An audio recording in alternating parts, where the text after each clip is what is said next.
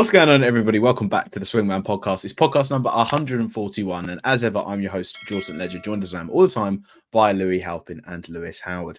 Now, it's been a hot minute. It's been a hot damn minute since we last sat down and recorded a pod solely on the NBA. There's been various things going on, as I'm sure you're aware. And if you're not aware, well, then tough. You should have been aware. This is how we're gonna roll on. That's how we're gonna roll on out with it. But before we get into everything that we're going to discuss with the NBA and the road to the playoffs today, boys, how you doing? Louis, I'm going to go to you first. You're looking it seems like you had like a fresh cut recently.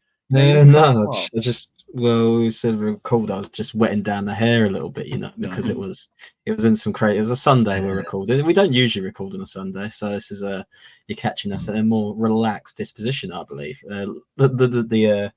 The time of life has not worn on us quite as much yet, but maybe not for you two. You just watch your team, your football team to be exact. Yeah, go for a bit of I have just realised there's a fruit bowl and some spirit behind me, and that spirit perfectly encapsulates my feelings of the main eye game that just happened. So that's quite poetic there. But it has been a hot minute since we recorded one. I mean, we've had All Stars come and gone, a lot of trades. I think probably the last one we recorded was just before a lot of the bigger trades happened.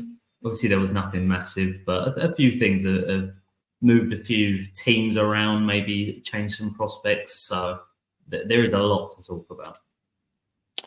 Indeed. I mean, we don't really have a personified plan going into this podcast. I know that this will be like Road to the Playoffs or All Eyes on the Playoffs or something like that. That will be the title for it. But I think we wanted to just basically sit down and we're going to run through a few bits and pieces. We'll stick to our standard format of sort of stocks that are rising, stocks that are falling within the NBA, but also just, catch up on some of the other things that we feel have maybe not gone under the radar, but we just want to touch on that it is going to be a big thing towards the runoff, ultimately to the playoffs. That's what happens after All-Star break. Everyone focuses solely on the playoffs, is what it is. So is there anything like pressing that you two feel that we need to get to? I mean, for me, the thing that I think has kind of interested me, not just, this isn't just post All-Star really, but since the new year, I would say, is that I think Wembanyama has kind of gone to a different level, even though the Spurs are still bad. I think his performances, I don't have the statistics to hand, but I do just think the guy looks generational. And it's, I think, unfortunate the way that the way that the team is constructed at this moment in time is not really clear to see. But I'm not sure if either of you've caught the OKC Thunder Spurs game that was a couple of days ago. Yeah. There's a big highlight clip where Wemby blocks one of Chet Holmgren's shots, and it seems to be like a burgeoning rivalry. And I quite like that there is very similar types of players, obviously, but I unfortunately for Chet, I do think Wemby is just a better version of him. But yeah.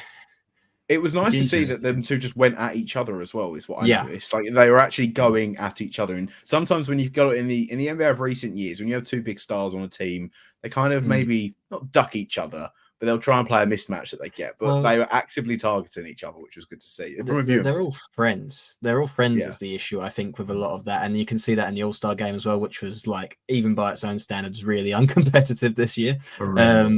Yeah, it's nice to see a genuine rivalry between us. So those two really feel like they're going against each other, obviously going against each other for Rookie of the Year. I do think Wemby may have actually taken the lead in that, for me personally anyway, and I feel for a lot of people. Sometimes it just comes down to when there's really similarly, statistically, maybe not in terms of like their team records, but when there's something they're really close, you lean on these like big highlight moments, and that kind of was one, and it feels like one that might win him the award, unfortunately for Chet's sake. But Chet will be in the playoffs and Wemby won't. So, but yeah, I'm looking for. I feel like this has been his true sort of emergence. I think we all knew he was great, but the stuff that he's doing at that level, I think I can't remember what the statistic was, but some of these like rookie centers like numbers, he's doing them like Shaq, he's doing David Robinson numbers, Hakeem numbers. It's pretty impressive. So that's been the main thing for me for over the last couple of weeks anyway, because post All-Star break, the competitiveness I feel like kind of dries out. Yeah, so someone did just burst in this room, so I'm sorry if anyone heard that. Have you heard that? But what I will say, first off, I feel like the poster child for the stars in the league not matching up is, the infamous KD, LeBron. They don't play each other for like at the time, these big gaps. But I do think it is people put a bit too much credence towards the like individual matchups that decide like these entire awards throughout the season. I think that was very much a thing last year when Embiid and Jokic played each other, but it's still nice to see a budding rivalry because, as you say, it's a bit pally-pally at the moment. It's interesting you bring up Chet and Wemby because I remember me and George had a conversation a few weeks ago where I was saying to him, in terms of Rookie of the Year, I don't even think it's close. I think it's Wemby 100%. Okay. As you say, the leap he's made has been unbelievable, and how much he has grown. I think at the start of the season, everyone basically had the same train of thought, which was defensively he's going to make an immediate impact, but offensively it will take time. He's obviously not in a perfect system, aka he's in a truly awful team, which will not help him in those kind of situations. But I think there was a stat doing the rounds the other day, which was like pull up 3-point percentage since the new year, and Wemby's like fourth or something. Yeah. Over these past few months, I think there's been serious improvement from him, especially on the offensive side, and on how much respect and attention he garners from his teammates as well as everyone else in the league. And even though obviously the team disparity is absolutely massive, and I obviously think Chet is a very, very good basketball player and will be a fantastic player in the future, I think Wemby is just on a different planet right now. It's more for me on the case of so with Wemby, and I'm coming around to it a bit more since we last spoke in terms of the debate for it. Like, it's just his performances are insane. The stats that he's putting up are record breaking. Near on like every other game now, there is something that's coming out that Wemby's broken this record or so on and so forth. I just struggle, and there's 2 points to this side as well of it. For me, I will always factor in a team's performance when I do player awards. Now, necessarily if you agree with that or you don't is up to the prerogative, and people vary on that opinion and this is just like not just Rookie of the Year, this will be for anything, MVP, All-Star, whatever. I think when it's so vast, as in OKC are almost the best team in the West, like they're for debate. I think they're second when we're speaking right now, and the Spurs are pretty much the second worst, maybe third worst team in the entire league. That's where I then weigh up, okay, Wemby is definitely doing better than Chet, but how much of a variance am I going to then apply to this? I think if you ask me right now to give the award out, I probably would go Wemby, just because Chet seems to have cooled off a little bit, especially in the last few months as well.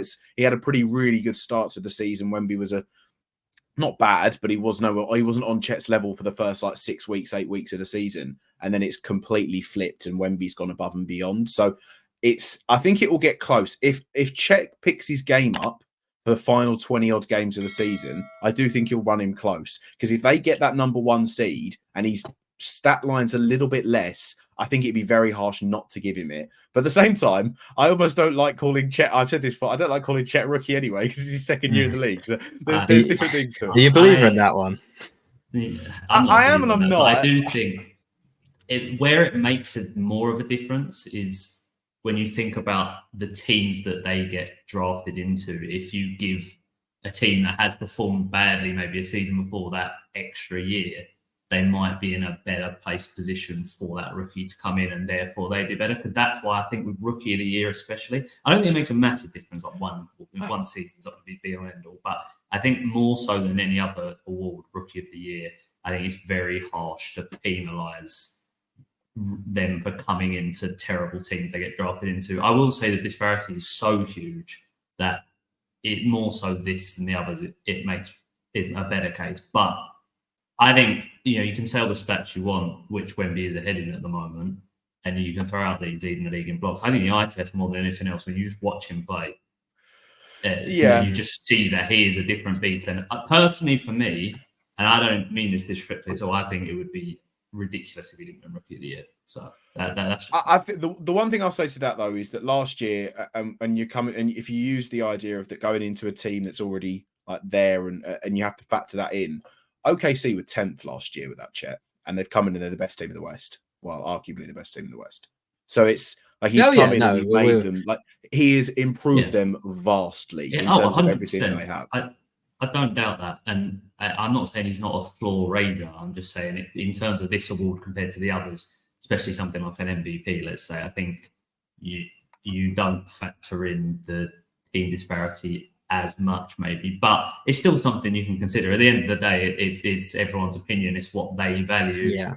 For me personally, I value just how that individual's been playing more so when it comes to the rookie of the year. And for me, I think it's clear that it's Wemby.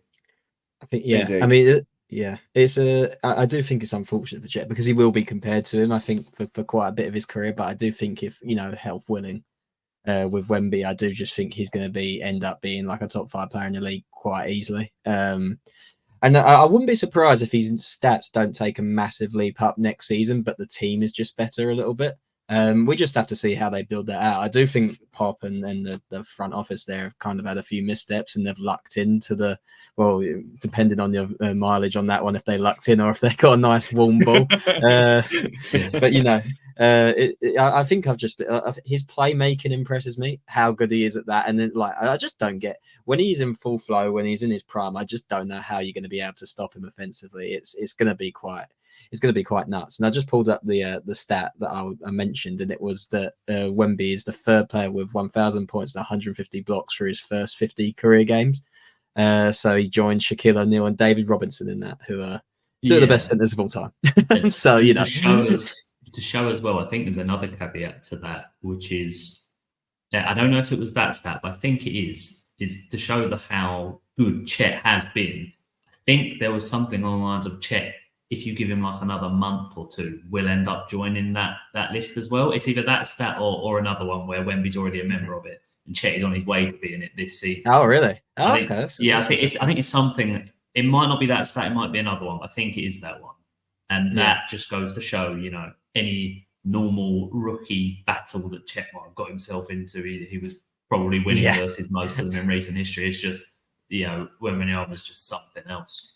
Oh yeah, I think certain. I don't think any of us are denying Chet's greatness as well as this and the impact that he's had on that team. I think Houston maybe sort of thinking about, because they were second, they went for Jalen instead, and obviously one off Paolo Banchero, who I think is also really, really amazing. So that's a harsh run for them, but they've got some good. They draft some good players as well. So I think there is a nice crop of young players coming through now. It feels like we can kind of see where the next generation is heading with Paolo, with Wemby, with Ant, with Chet as well. So because it feels like I saw a tweet the other day, and it was like, what sort of generation of players do you want? It was like, your KD, Steph, LeBron, the 35 plus, and then you got the Wemby, Luka, and I can't remember, I think it was Ant they had on the other one. I was like, oh, do you know what I mean? When you start starting to consider that a little bit more, you realize that the sort of generations are moving on a little bit. Indeed. Right, that's enough rookie talk, I feel, and in that sense. Let's actually move on to the playoffs, and we'll do our structure. So, do you know what? Do you want to do positives or negatives, like stocks rising or stocks falling first? What do you want to go on? I'll leave it up to you two. I'd like to start off on a positive. Yeah, I'd like to start off on positives. Oh, one moment.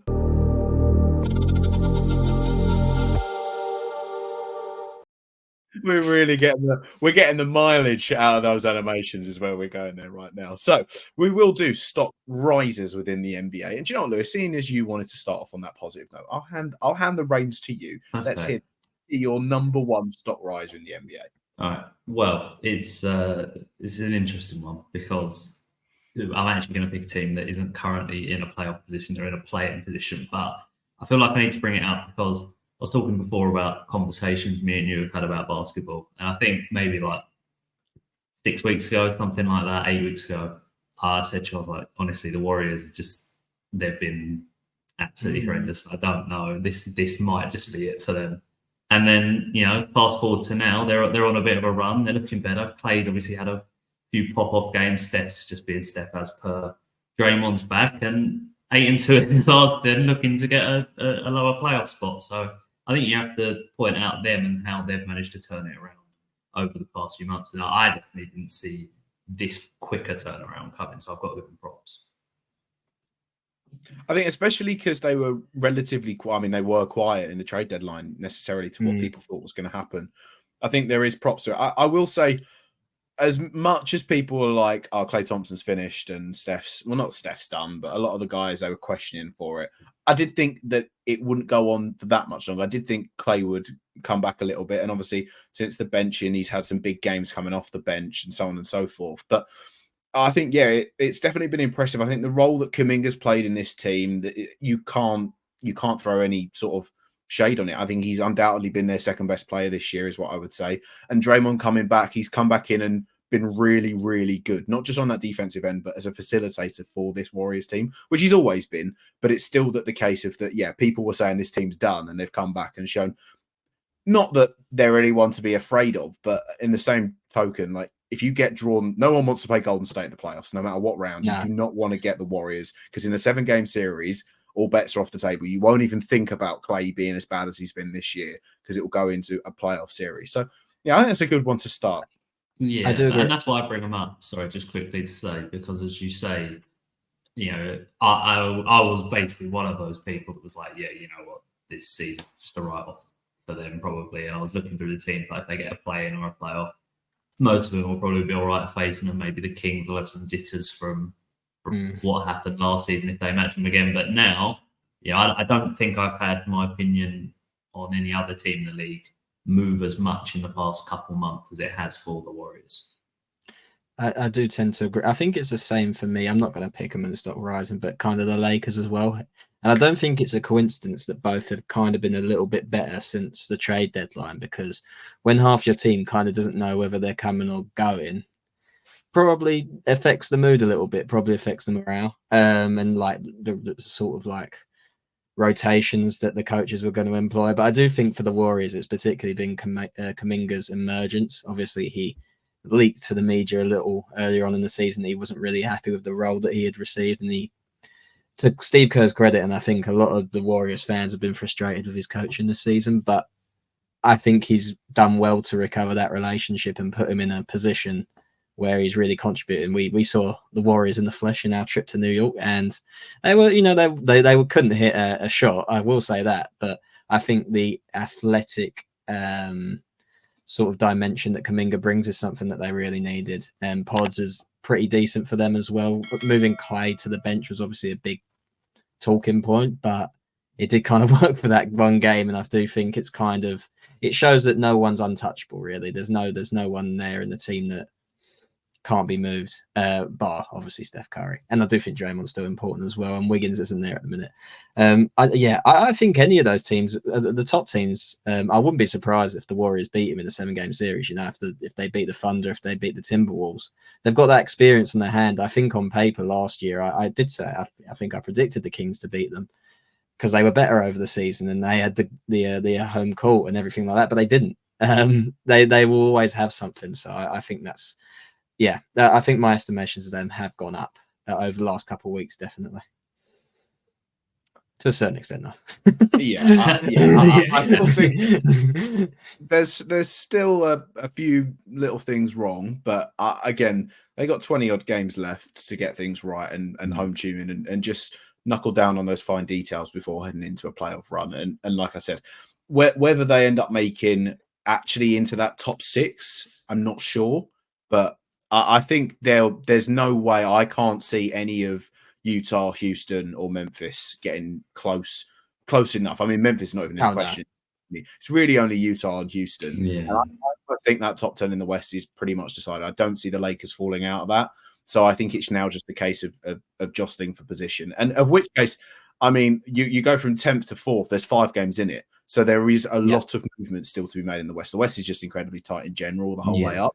But I think that the way that they're going in terms of their sort of performances, they're good. But the West is, I'm looking at it now and I'm like, the West is so tight. I'm not sure who falls out in terms of positions. It's going to be close. The margin for error is so small. I think a good example of that would be, Louis brought up the Lakers as another team that are somewhat on the up. Obviously, their record isn't as good as the Warriors. They haven't had as good a record recently as well in the last few games, but they look like they're a much better unit than they were previous. But you then look at the last game and the Lakers fans had a serious case of PTSD when the Nuggets rocked up, clutched up in the last minutes, and Jokic is hitting circus shots as per usual against them. So it's kind of like that. And it was a close game, don't get me wrong, until the end, but you realise that, looking at the West, that you have these teams that can make improvements, but then there's the juggernauts at the top, and you're like, oh, God, there's a ways to go before we can really start pushing them at the upper echelons. Yeah, I'd say every team has like a major, in the West anyway, there probably is in the East, but in the West specifically, every team bar the Nuggets has like a major flaw that I can kind of point out. And maybe it's the same in the East, if I'm honest, bar the Boston Celtics, but we'll try and retain the facade of this being competitive. And the Boston Celtics and the Nuggets definitely won't just make the finals, but that's kind of my feeling, if I'm quite honest. It's just I can't quite fathom how tight the West is going to be for this in terms of going into it. It's going to make it really entertaining. Don't get me wrong. Oh yeah, it's going to be scrappy.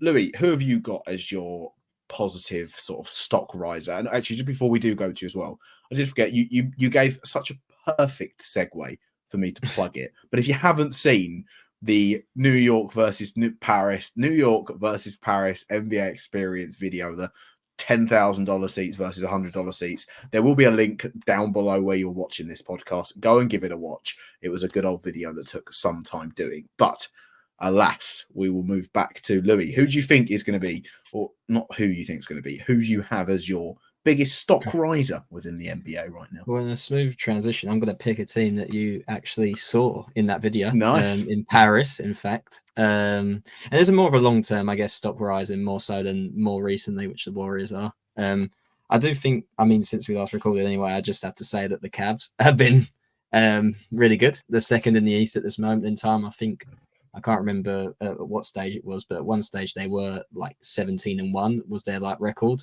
for the last 18 games they had, and it came strange at a time where Evan Mobley got injured, and obviously Darius Garland got injured as well. So they were running with Donovan Mitchell, Jared Allen, and I guess like Okoro, Strus as well. So they simplified things a little bit, and it just worked for them. They were playing. I think people point out their record, the games or the schedule was quite fortunate. They played, I think, the Pistons 3 times. I think they had a couple Wizard games in there as well. So that is a 5 winner easily.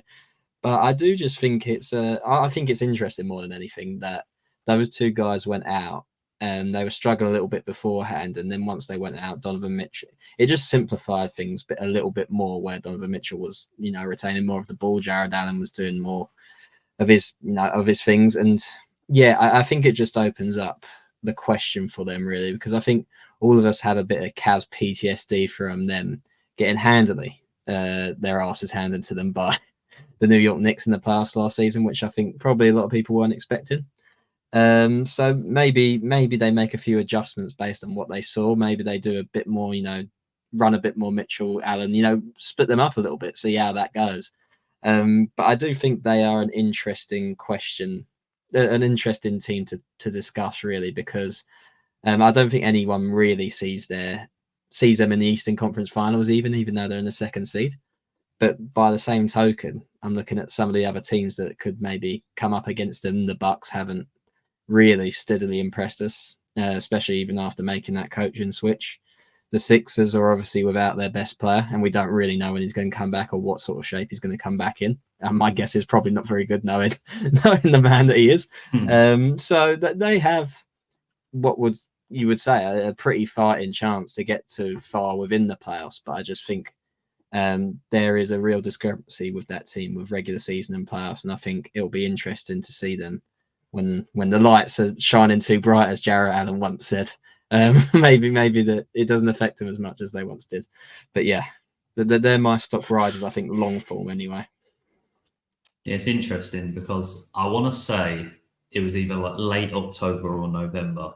We did a first, maybe like quarter, it might have been like 5th of the season, for what teams or players had exceeded our expectations or maybe fallen a bit short. And I think it was you that said the Cavs to start off were a bit disappointing compared to where you thought they'd be. And now they've managed to push themselves up albeit, it's not a massive gap, but into that second tier along with the Bucks, where there's a bit of separation between, we talked about how close the West was to the East. The next 5 or 6 teams, is it 5? 1, 2, 3, yeah, 5 teams are all within a game, almost within a game of each other. So that, just having that little bit of a gap is absolutely massive when it comes to seeding for them and who they're going to face.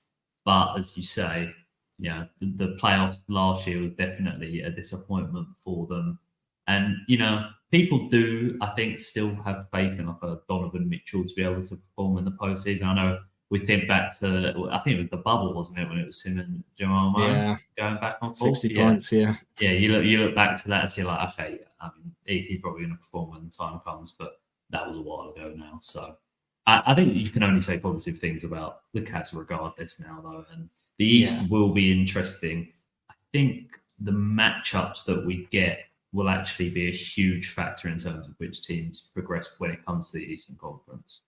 Yeah, I think as well, you would say that if it doesn't work this time round for the Cavs, surely there's a greater look at what that team's future looks like, right? Is it? I know you think probably Donovan Mitchell might not even re-sign there, obviously a New York native. Do you think about trading him? Do you think, oh no, we'll double down Donovan Mitchell, maybe we'll move one of the bigs, maybe move Garland himself? And a lot of teams will be looking at like someone like Allen Mobley or Garland. They're all really good players. I just think they're an interesting case when it comes to the playoffs anyway. And I do, you say about the matchups in the Eastern Conference, I did like it the other day, actually.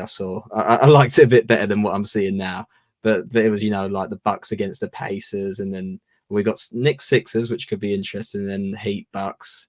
And the Cavs would be against the Orlando Magic. The Orlando Magic running into their first playoffs. So if they don't beat them, there'd be some serious questions asked, I think.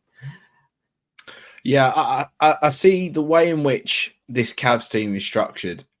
They remind me of, there's a lot of teams that we've had in previous years where you get really good regular season teams, and then when the playoffs happen, it's always said every time, but the game is different when the playoffs come in. It slows down a little bit more. Not that the Cavs are a transition heavy. A certain player on the Cavs now that was on one of those teams that you used to love her, if it seems to jog my memory, that does. I don't even know where you're going with this one. Utah Jazz is case number 1 for God's sake, right. There's lots of teams that we've had, in prior years where they're very, very good in the regular season. It comes down to the playoffs and they just don't quite cut the mustard. This Cavs team seems to be a little bit different because I think Donovan Mitchell has had that experience now. If he's there and ready enough to go and be the main man on a team in more than 2 rounds in the playoffs, I'll still hold up for sort of question, is what I'll say. Like, there's no debating how good Donovan Mitchell is. If he's ready enough to take a team to a conference finals, I don't know. Because I think there's no debating that this Cavs team is set up very well. But if we're going to go into the realms of how far do we think we'd expect Cleveland to do, even with their struggles this year, and they're still sitting 3rd in the standings, I'd still favour the Bucks over them in a series. I'd still pick Miami in them over in a series, ultimately. And that might be controversial because of how Miami play, but when it comes down to that 7-game series, I know where I would put my chips. I know I'd have them on Miami over Cleveland. So there's definitely some answers there's definitely questions that are going to be asked whenever it comes around to it. It's just if this Cavs team is ready for it. And then, like you said, if we do see them crumble or we do see them not live up to the anticipation that we had, I think they're set up in a way of that if Donovan Mitchell doesn't re-sign and they do want to then bottom it out and start from 0 again, they will get a lot for their players because these are top players that will just fit seamlessly in to many sides within the league. So I think it's very, very good right now if you're a Cavs fan in general, because there isn't really a way in which you can look at things in a bad point of view. And I think, excellently. Their stock is definitely rising within the NBA, is what I'd say. Yeah. I will. Just quickly, just as a last point, when you're talking about trading players, I think the other point is you've got a Donovan Mitchell or a Darius Garland on one side, smaller guards. I know they play a bit differently. Donovan Mitchell obviously a bit more high volume scoring. And then on the other side, you've got Mobley and Allen, 2 bigs. They're in a situation where if it doesn't work out and they do have to trade 1 or maybe 2 of those pieces, they'll actually, what they could bring back might even, whether they're a bit better team or not, will be up for debate, but they might be able to make a better functioning team that on paper has less glaring weaknesses than the one now. So I think that's what really puts them in a good position. Indeed. Right, just because I'm cautious of time, and obviously we need to go through who we think stocks are falling within the NBA. I don't know how I can necessarily make the case that their stock has risen any further, but for me, there is no other option, and I am staying within the East to talk about the Boston Celtics. 10-0 in last 10, 28-3 at home. We said this quite early on when we saw this team click really for the first time. I don't think there's anyone in the league that can stop them. That's not even a mental saying. I don't think there's anyone in the entirety of the NBA that is going to stop this Boston Celtics team. I know that they always have the question marks at the minute when you come to Brown and Tatum when they've got to the playoffs, but I think they're another year senior. They're another year's worth of experience in them. This team seems to have stopped this whole, if it's Jaylen Brown's night to go off, Jason Tatum doesn't do anything. If it's Jason Tatum's night, Jaylen Brown doesn't do anything. They have a core five and also Al Horford and some other pros in and around them that are just so good and it all works. Like, it's not that someone's game has to nullify down because of any of this. Drew Holiday and Kristaps Porzingis have come in, and Porzingis is on another level to the Drew Holiday. Like, Drew Holiday hasn't been bad, but he's been nothing mental. Porzingis has come in and been sensational for Boston in terms of everything that he's added. The only thing that stops this Boston team from taking home a chip this year for me is injuries. That is literally it. I think this is, they are so impressive at points. It is unbelievable. So, and I can't speak highly. When I watch them, they're amazing. They're absolutely incredible. And it's very frustrating, obviously, to see it when I go and then look at Philly when they lose Embiid and they're just, but credit where credit's due. I've struggled to see how anyone, especially coming out of the East, how anyone's stopping them. Yeah, I think when you talk about, stocks rising, and you pick a team that obviously has been the first seed basically the entire season, I think the reason why you put them in that is, I think now the overwhelming majority of people would say that they would be their pick to win it all, which maybe at the start of the season or earlier in the season might not be the case. And I think the main thing with their additions is, one, how seamless the fit is, which you said, but also when it comes to the playoffs and teams throw so many different looks at you, you've got to be able to come up with answers and have a deep rotation of things that you can go to, be it defensive setups, whatever. And this Celtics team has a deeper bag in both of those cases than I think any other team in the league. And that is what is so impressive about them.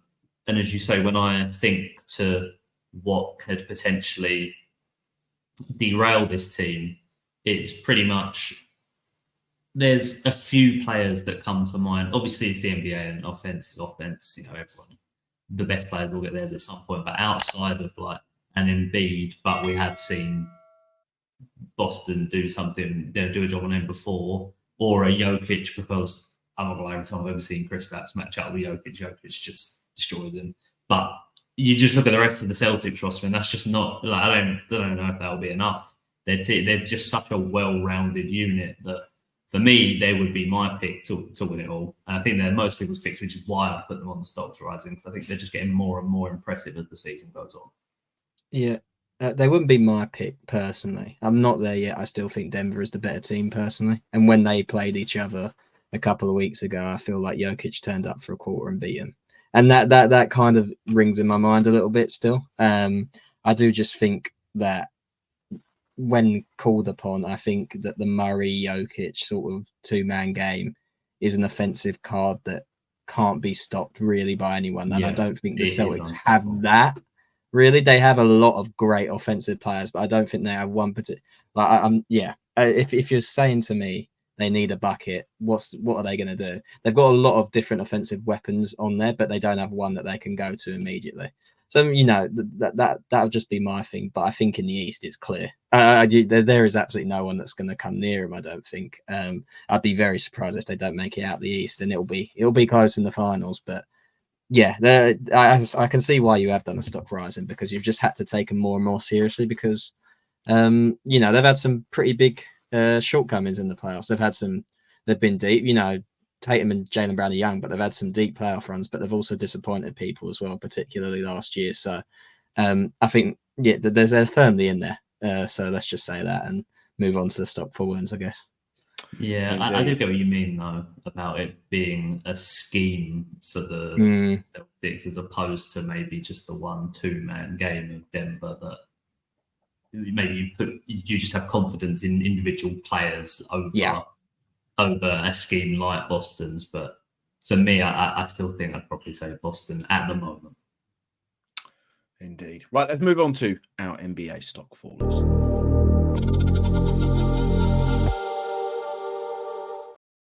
It's not looking good. He's going on tour, and get ready to learn Chinese. That's some of the sayings when someone's stock is falling within the NBA. Lou, I'm going to go back to you. Who do you have as your numero uno stock faller within the NBA? I don't really. There's not been one that have been outstandingly bad. I'm not going to go for those, the terrible teams at the bottom. If I'm honest, who it would be. Who it would be if it was that. It's flogging a dead horse with some of those at the minute. I think let's just ignore the Pistons, the Wizards, and the Spurs. The Hornets a bit actually as well, if I'm quite honest. LaMelo Ball seems to. He's out every night. He's questionable, then ruled out. It seems so. He almost is getting down to the part where you're expecting him to be shut down for the season. But excluding them who are now write-offs for the year, where would you go? It doesn't have to be a team. It can be a player.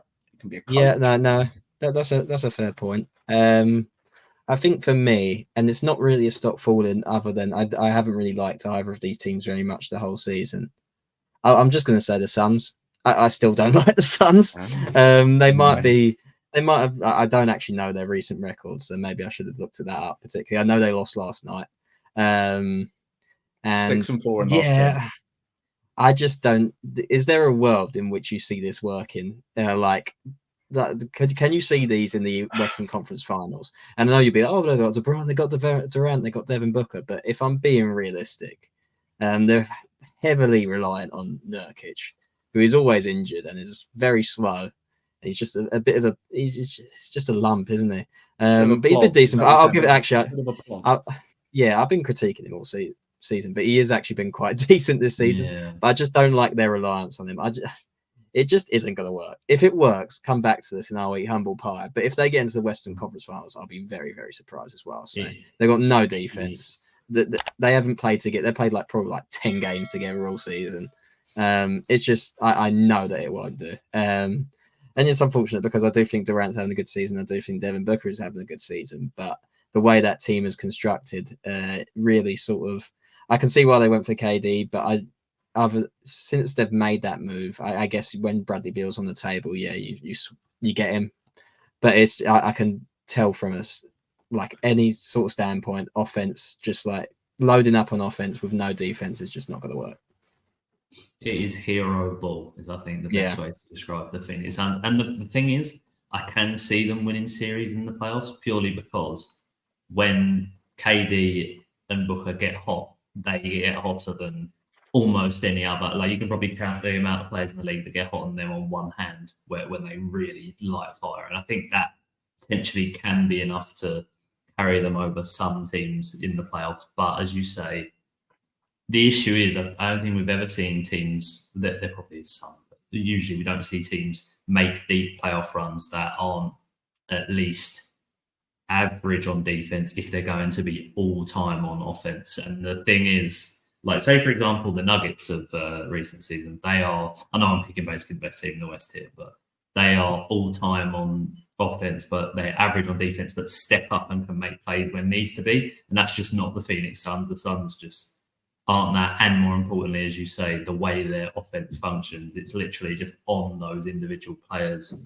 to light fire. And you look at, I think the thing that perfectly encapsulates that is look at them bringing in Royce O'Neal. He's basically an extension of that, which is just, when he catches fire, he catches fire. And when he doesn't, we saw that. Royce O'Neal did catch fire in the flesh with us. We were slewing him on the sidelines, and then all of a sudden he just drained 5 threes in a row. So that is Royce O'Neal to a T, yeah. Yeah, so I think it can work against some teams. Some of the lower playoff teams of the West, I think it can work just because KD is that good, Devin Booker is that good, especially KD this season. But in terms of a sustainable way of getting to the finals. Because when you have players like Kevin Durant and Devin Booker, there's no doubt about it. It's the finals is what you're looking for there. I don't think it'll be enough. Yeah, it's more of that when we've seen them with the big three, and I'm so ready to be over with this big three obsession within the NBA. But when we've seen them with Beal, with Durant, and with Booker, they have looked very good. The issue is that availability, and it's just, what is it? Your best ability is availability, and it just doesn't ever seem to be the case. And this was what happened in Brooklyn as well, to a larger extent. It's never really been KD has been the issue, unfortunately, for him when he's gone to these two teams. It seems to be the other people around him. In this instance, Bradley Beal. The instance before, it was Kyrie. But I agree with you, Louis. I think when you're talking about Kevin Durant and the two players that are with him, Devin Booker, and to a larger extent, this is still Devin Booker's team, I would say. I don't see them having enough. It's not that they've not got enough. I just think there's others that are deeper and that are better. I think ones are good. I just think they're teams that are better than them is the issue. Yeah, basically. Ultimately, that's where it's going to burn down to it. And this team is on not a downhill descent, but there's a stopwatch. There's a ticking time clock with this. It's the same with the Clippers. Whereas when you look to some of the other teams, I wouldn't put that same sort of pressure on the Timberwolves and the Thunder. And I think that can that gives them a bit more of a freer bounce, and it gives them less on their, so it's less pressure ultimately is where it comes down to. So I think for the time, if I'd have them as stock fallers, I don't know, but there's an argument there in terms of when you look at things like Devin Booker went down injured last night, Nurkic went left the game injured yet again. There are some frailties within that squad, so and that roster for all of our American listeners out there, that I can definitely agree with. I'll move on to my stock faller, and it seems I've done a full 180 and hit my head. As I've said, Boston Celtics are my stock risers, and unfortunately, the 76ers are going to be my stock faller. Now, obviously, when you go ahead and lose who I would say was leading the MVP race, and I don't think anyone would argue with that. Yeah, I think if he reached the games and he stayed healthy, I think he would have cleared his MVP this time. And this one would be with a lot less debate than it was last year. But you lose your MVP, you're obviously going to fall off a little bit. They've fallen off a little bit more than I thought they probably would, is what I would say. But that shows again how set up this team is probably to Joel Embiid, that you can't just then plug in Paul Reed or Mo Bamba in the starting lineup and expect to be anywhere near it. I would have expected more from Tobias Harris, but then I sit back and ask myself, did I really expect more from Tobias Harris? And I find myself, no, I wasn't, but I thought he would step up to the plate a little bit more. It's just, this team would have been fighting for second or third spot in the conference, and now I'd fear that they're going to fall to 8th, if I'm being honest. I think that that's where they'll end up. And if you then get a Joel Embiid that comes back in, and don't get me wrong, I think they bring Embiid back as soon as he's ready. Like if he's 80%, they're going to bring him back. I think they have to. I don't like this talk of shutting him down. I think it's a silly idea. He was playing, and I know that this is, you go into the fact that he brings him back, you re-aggravate the injury, you make it even worse, and you make it worse for the next season and so on. But how many seasons do you know that you're going to get when you're playing this well, and you've got Maxey playing as good as he is, and Kelly Oubre's playing all right. You just signed Buddy Hield. That you've now got. How am I forgetting his name? Oh my god! There's a load of players that are now on this squad that have played to a good level. And apart from Boston, I would say the second spot is up for grabs within the East because the Bucks have not been convincing. So, in that sense, I can't lie that the stocks are definitely falling within Philly. The argument, it's just Go on, mate. I was just going to say the argument for me would be, I'm not sure if they've ever kind of really prioritized this season personally from a winning championship perspective, obviously because of what happened at the start of the season with James Harden. That kind of derails what you had planned going into it, really. And they were quiet at the trade deadline, which surprised me. But I do think that, they're keeping that cap space open. They're obviously expecting to pursue some people pretty aggressively. And I think they probably think from next season onwards, we've got a real window here. And that would be my only argument, is if you bring him back and he does re-aggravate it, which he will do. He always does that. If you bring it, I definitely wouldn't bring him back if he's 80% in the regular season. I think I would kind of stretch that out a little bit, limited minutes, really. I mean, if you talk about playoffs, then maybe, bring him back for a game. But, I think when I say bring him back, right, I don't mean bring him back and get him 38 minutes on the floor for the last 10 games of the season. Because I think that's where they're looking at. They're going to get him back with maybe 10 games left. I think that's the time frame that's in question. I mean more, he's been out now. He'll have been out for like, 2 months, 6 weeks. So he needs to come back in. He needs there's no doubt. He needs conditioning. And that's what those 10 games should purely be on, is fitness and just getting reps in. That's all it should be. So that when the playoffs come, he's not then trying to get... If you're bringing him back game 1 of the playoffs, I wouldn't bother. I really wouldn't. If you're bringing him back 10 games before, absolutely do it. That's how I'd see it. Because you bring him back game 1 of the playoffs, of course he's going to get injured because he's going to try... They're going to go out and he's going to try way too hard and he won't be there physically and he'll aggravate something. So that's how that's my 2 cents.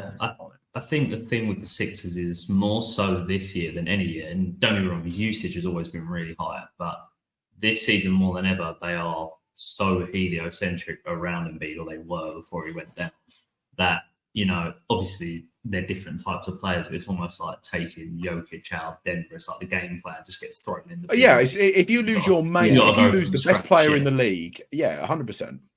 Well, he's not the best player in the league, but he was the MVP. I've just regular season MVP. Yeah. I can't be calling him the best player. I think it's top 5, but I think he's top 3 personally. But I think I wouldn't call him number 1. But just as you were saying, I think the other issue with them falling is if they fall too far, like they're 5th at the moment, if they fall any lower, just the harder playoff series they're going to get, the more games they're probably going to play when he's back.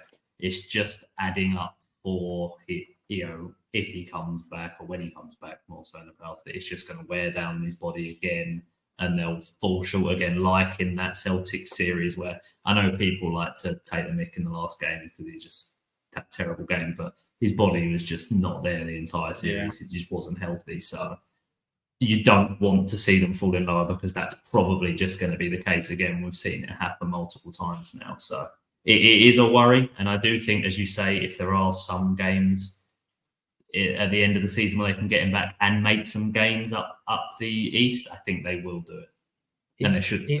He's never had, I think we can all agree, he's never had a really, really good playoff run. I think that's fair to say, right? And I think it's purely because I used to be like, he's just not mentally, he's just not got that, I don't want to say that dog, but I think it's because, the game that he plays and his body, he just can't withstand it. Like he hasn't been able to withstand a really long playoff run and the way that he plays basketball with the aggressive sort of post-up stuff. So I think the number one priority should be build a team around him that is going to win, because even if he was fully fit this year, they wasn't going to do anything. It just wasn't. So they need to get, with that extra cap space or trade him, whatever, they need to get a third guy in there that's not Tobias Harris, someone alongside him and Maxey. And then they need to manage his minutes throughout the regular season. I think he's been trying too hard in regular seasons. And I know it's not like the games played, but he's obviously really wanted to win an MVP. He's obviously wanted to get first team All NBA. And I just think they need to build a team around him and just manage him a little bit better. That would be my thing. And then see how give him a fair chance at the very least to perform in the playoffs. Because he hasn't got the flack, I don't think, maybe because people are like, for that reason. He's not got the body to maintain a good playoff run. Potentially so. Right. In the interest of my camera battery that is very short on dying, we will cut it to you, Lewis, to wrap up the podcast with your I've lost my words again there, with who you have as your NBA stocks falling pick. Yeah, it's tough because, as Lewis said, there's not that many picks left where I'm really down on them. Like I could maybe say the Rockets just because of how they've been of late, but it's the Rockets. I'm not super high on them. I could beat a dead horse and say the Wizards because now they've fallen to the same, a worse record than the Pistons. After the Kuzma tweet, everyone's taking the piss out of that. But I think if I just picked one that I was really high on, that even though they're still doing really well, have been a bit worse than I thought they'd be after what some of the moves they made, I'd probably say the Pacers, just because Halliburton maybe hasn't been as good in recent times. And even though I think the Siakam was a good trade, I think maybe it won't have the impact that I thought it potentially could have this season. Maybe in the future, who knows? I'm still really high on this team. They've still got a great record. But it's just basically if I had to pick one of the teams now, I think that'd probably be mine for the East. That maybe I don't think they're as good now as I thought they'd be, or kick on after that trade deadline. I think, it gives me sort of vibes of, when the Kings first traded for Sabonis, and they weren't very good when they first traded for Sabonis, but obviously him and Fox have really worked that chemistry out. And I don't think they've been great this season, but from where the Kings were for a good period of time, this is probably dream territory right now. Yeah. So I think it's just like those big mid-season trade swings very rarely work out immediately. So I think we'll see the better of that next season if he re-signs anyway, which I assume they probably have some type of guarantee there. Yeah. But yeah, we discussed them in a stock rising earlier on in the season. I think it was in season tournament time, and you talked about their terrible defense. And yeah, that puts a ceiling on it, right? They are terrible defensively. But when Halliburton isn't performing some of those heroics, like you said, he was also out injured for a good period of time, wasn't he? And he came through with some of the questionable fits of the season. I'm not sure if you've seen his fisherman's outfits and the like. But yeah, I don't think he's come back quite the same. But it comes into a question of timelines, right? I'd never really expected them to be that good. I thought they'd make the playoffs, but yeah, they are a stock falling from where we are, and I do think you could maybe put the Magic in there as well a little bit from where they were earlier in the season, but maybe that's being harsh because they're young. And like last few games they've been on the up a little bit. I think another one you could kind of throw over the paces, but they're just a little bit better, is the Knicks. I think the Knicks have, since the trade deadline, they had like a little bit of a bounce, and now they're sort of working things out, I think, still. So, but as you say, no Randall, you still would. And that obviously, but you'd still say, it's an overall positive for all of them. It's obviously just ebbs and flows throughout the season, and maybe the Pacers are, with that Halliburton being in for a bit, falling back to maybe the average of where they should be compared to like the all-time offense they were putting up at the start of the season.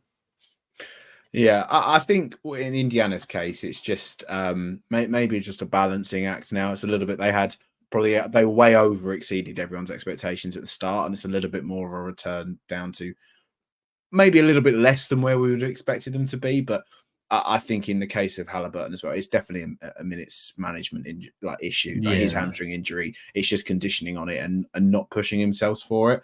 I do think this is probably the case of what happens in any case sometimes with these teams after All-Star break. They'll manage their minutes a bit more, and then in that run up to the playoffs where they try and really ramp them up before the break, then I will expect Indiana to kick into another gear at that point. But we'll wait and see. My camera battery is at like 3% here, so I'm not going to take any chances with this one.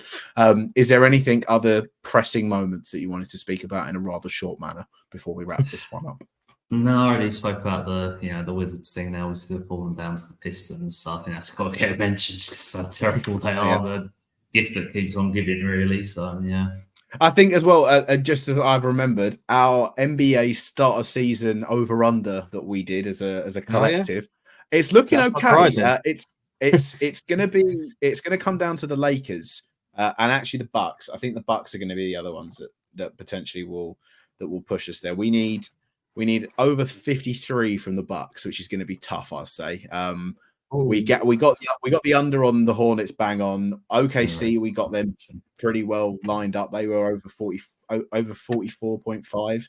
I mean, what are they on now? 41. So they're going to clear that. So we're doing pretty well for that sake. But yeah, I think it's going to come down close to the wire to see if we cash the over under for it.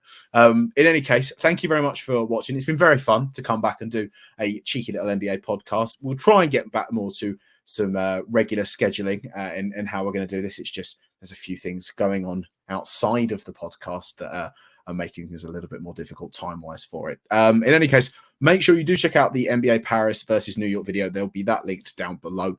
And yeah, thank you very much for listening. If you are watching this on our YouTube, drop us over a subscribe over here. Leave a like on the podcast. Comment down below who you think is rising and falling their stock within the NBA. And apart from that, we'll catch you in the next one. Thank you very much for watching, and